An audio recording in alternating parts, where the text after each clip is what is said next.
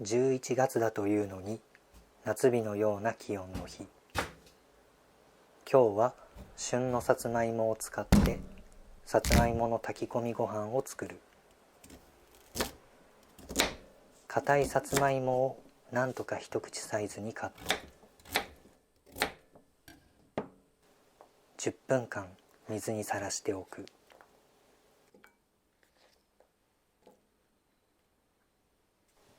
そうだ、お米を炊くのを忘れていた。健康に気を使って玄米にしているけど、玄米を炊く前は本当は半日から1日程度水につけておきたいところだけど、つけておくのを忘れてしまったので、今日は軽く研ぐだけにしてそのまま炊こうと思う。釜に軽く洗った玄米とカットしたさつまいもを投入。水の量はさつまいもを入れている分普段より少なめ。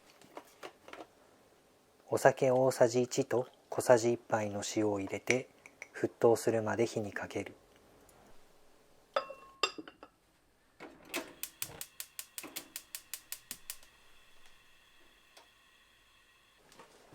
さて、その間にお味噌汁の準備だ。冷蔵庫の中に眠っていた使い切れなかった野菜たちを救出しよう。本日の味噌汁の具材たち。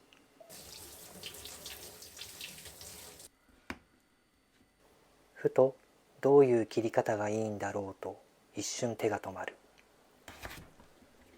まあ切り方なんて何だっていいか。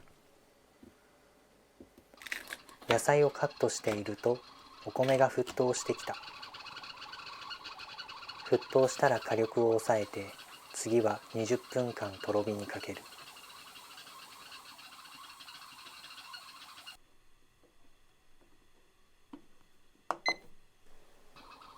その間に残りの野菜たちをカットしていこう。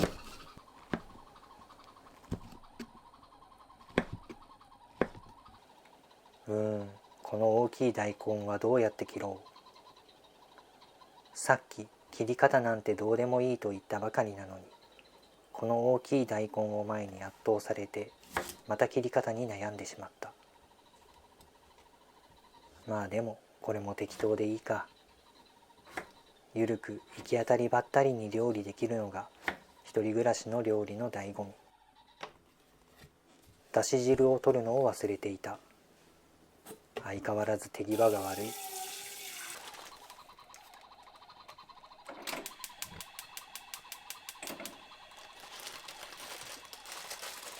手際が悪かったおかげで、だし汁を取っている間の束の間の休息タイムが生まれた。お、そろそろかな。いい感じにだしが出ている。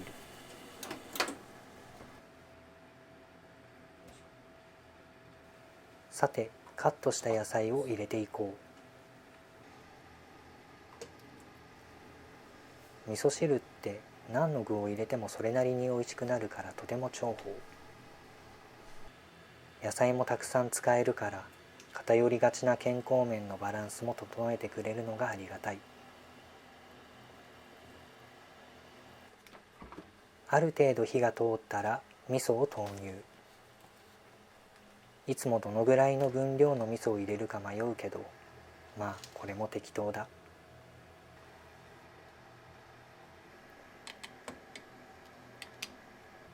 さて、味はどうだろ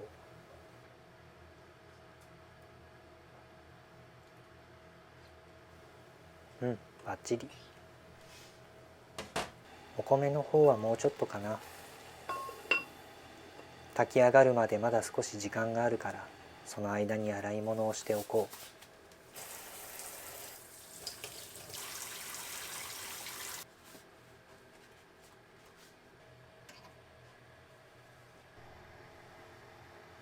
お米もいい感じになってきた。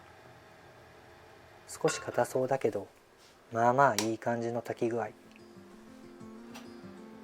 少々硬くても誰に食べさせるわけでもなく、自分が食べるだけだから、このぐらいなら全然許容範囲。お米とお味噌汁を器によそって完成。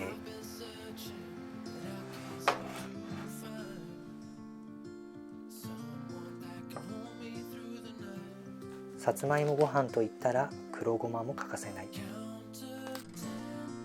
これぞ一汁一菜ならぬ一汁ゼロ歳の独身男飯の完成だ。